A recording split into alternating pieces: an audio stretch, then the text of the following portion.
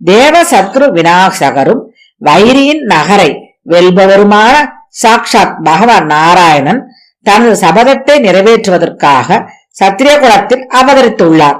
முன்காலத்தில் சர்வபூதங்களையும் தோற்றுவித்த அதே பகவான் தேவர்களுக்கு நீங்கள் புவியில் பிறப்பெடுத்து தனது அபிஷ்டான சாதனையால் ஒருவரை ஒருவர் கொன்று தேவலோகத்திற்கு வருவீர்கள் என்று கட்டளையிட்டது நினைவு வந்தது.